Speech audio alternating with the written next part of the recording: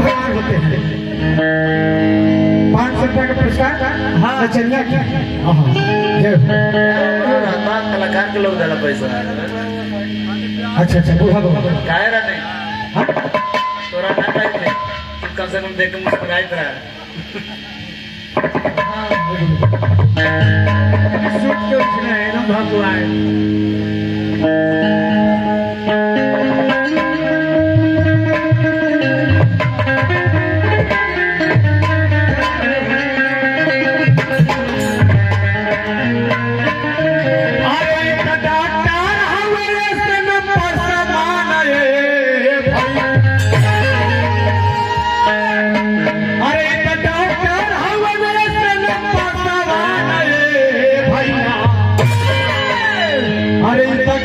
खातिर हवन अरे भगवान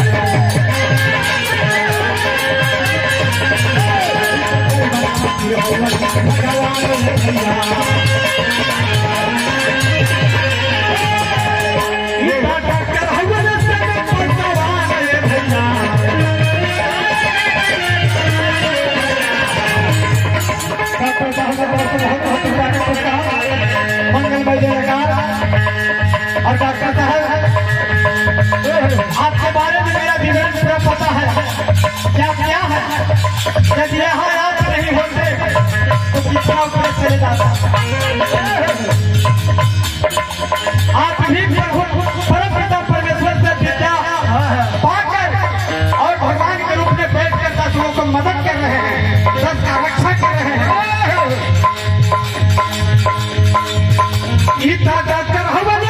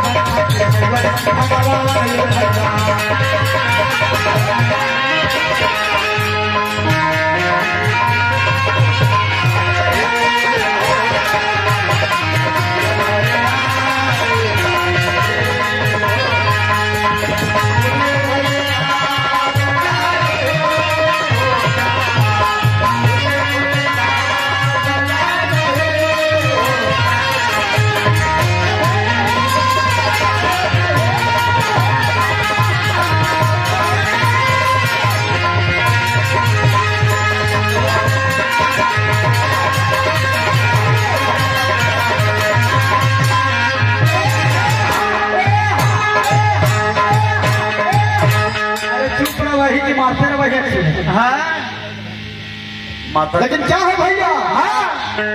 अरे भैया गरीबन के दुख बुझेला दबंग पर सीना तान चलेला। काहे कि डॉक्टर साहब गरीब के मसीहा है और जो गरीब के सताता है उसे सीमातान भी पहुंचाने का वादा करते हैं। डॉक्टर साहब का कलाम है कि मेरा जितना क्षेत्र रहे मेरे पास जितना दुखिया रहे मैं किसी को रोना नहीं देखना चाहता। अरे तो भैया गरीबन के दुख बुझेले अरे भैया गरीबन के दुख बुझेला और दबंग पर सीना तान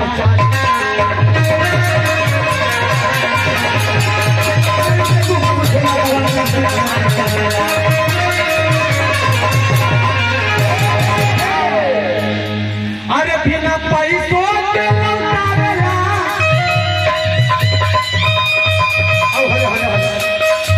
इनके द्वार पर जेकरा एगो रुपया न रहे ओकर संकट विपदा रहे डॉक्टर साहब के जाके चरणिया धर के रोवे लगे कि डॉक्टर साहब हमारे गुलाल दया कर डॉक्टर साहब केहू हमर कमाए वाला 1 रुपया देवे वाला ना ओकरो के डॉक्टर साहब का कहा कर कि जाओ थोड़ा दवा कोई हम फ्री करेंगे जाओ। हाँ जी बिना पैसों के लौटावे हर पराने भैया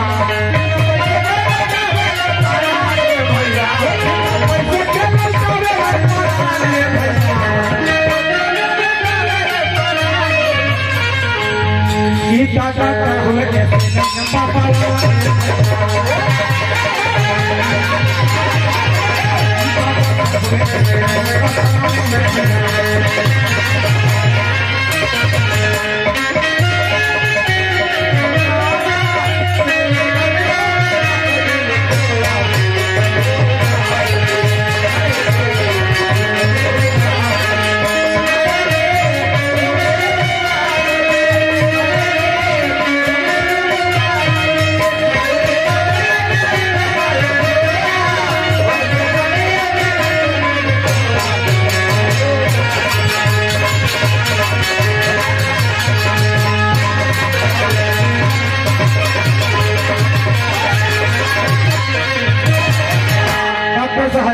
इतने नहीं, आपके बारे में विवरण और मैं जानता हूँ।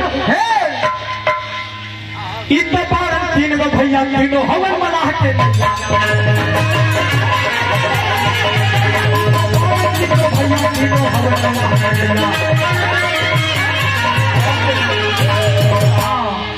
डॉक्टर साहब बारन तीन गो भैया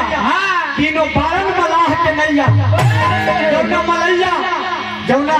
नैया हाजी भवसागर से पार करेला जो वही मलाह प्रभु श्री रामचंद्र के कहले कि राजवा के हम यहाँ पार करते नहीं और हमरा के वहाँ पार लगा दी वही नहीं हमारे डॉक्टर साहब तीनों भाई बनवानी हाजी खेवत केकरा खाती मेरी बंधु खेल के खाती लौट खाती अरे ये लौट खाती अरे इतना बारन तीन गो भैया उमेश भैया हम लोग हरे हाथ हाजी अरे हो खिसिया जमा देख हम तनी हम बर्दाश्त न करे हो जब हमारा आरी जोता है ना चढ़ के पारी जोतते है तू हमारे जोता हो और या हम हंसता ही हाँ तोर जोता ही पारी अभी हंसिए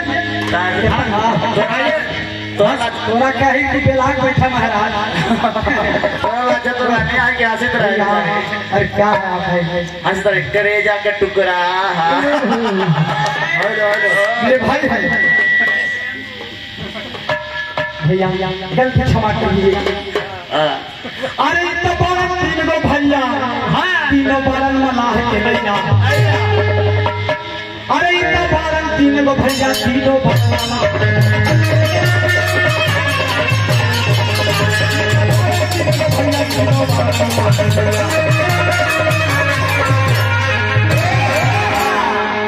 सारा जनता के बलिन के पास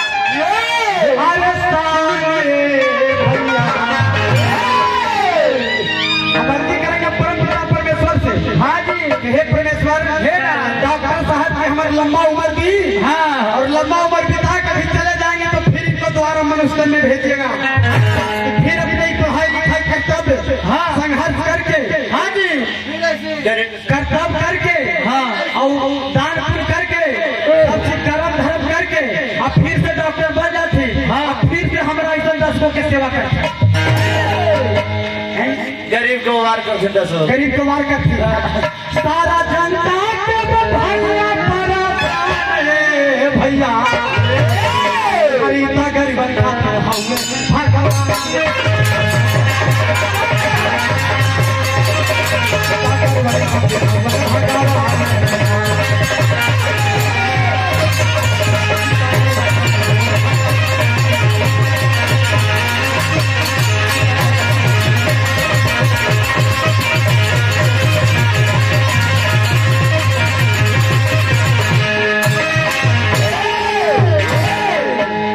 जैसे हमारे भारत में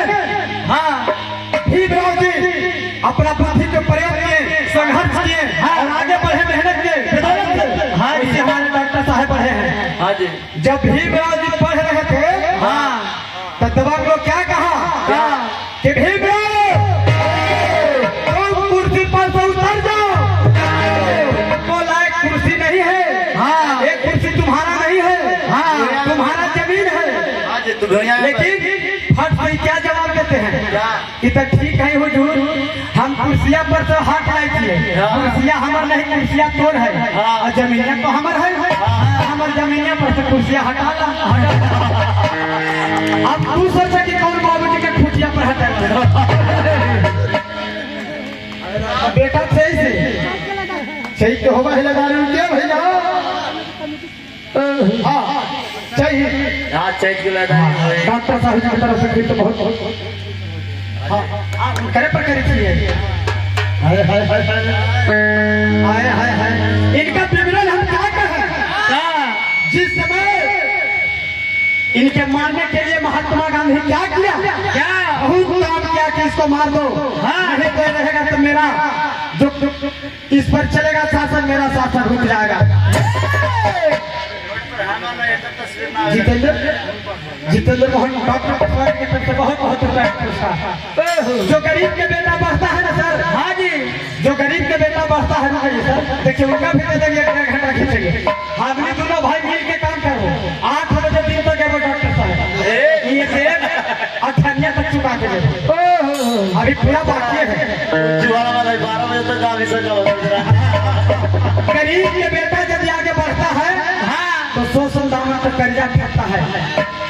जब ये पढ़कर मेहनत कर रहे थे उस टाइम और अपना डिग्री प्राप्त करने के लिए जा रहे थे ना, उस समय महात्मा गांधी को गुंडा फिट कर दिया, जा रहा डिग्री प्राप्त करने, इसको गंगा में ले जाकर मार देना और मेरा ख्याल देना। और देखिए यही गुंडा लगाया और गुंडा लगा दिया और यह महात्मा गांधी शोक दिवस मना रहा है, डेट ध्यान रहा कि डेट में मारा जाएगा भीमराव, और वो लोग शोक दिवस मना रहा है कि मेरा साथी आज चला गया।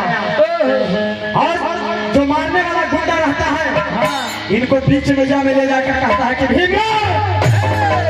आज तुमको जान नहीं दूंगा। भाई मेरा तुम किस लिए जान लेगा, यदि मेरा लेगा तो मेरे साथ 100 आदमी है, मेरे सैकड़ों आदमी का जान चला जाएगा। जिस रंगदार का तुम गुंडा हो, एक दिन तुम्हारा बेटा भी इसका करता अति बेगार बनेगा। उसका दिमाग खुला डॉक्टर साहब, वो जब दिमाग खुला तो क्या किया, अपने आप को गोली मार दिया और खबर कटवा दिया कि जाओ कह दो कि भीमराव मारा गया। और भीमराव अपने डिग्री प्राप्त करके वापस लौटते हैं। जब उनका मरण का शोक दिवस गांधी महात्मा मना रहा था, जब मना रहा है तो वहां पर भीमराव चले गए और जाके बोलते हैं कि धन है मेरा लाल श्याम शास्त्री। चले क्या बाबू समय से आदमी को ध्यान दे बोलते हैं। ठीक है चले क्या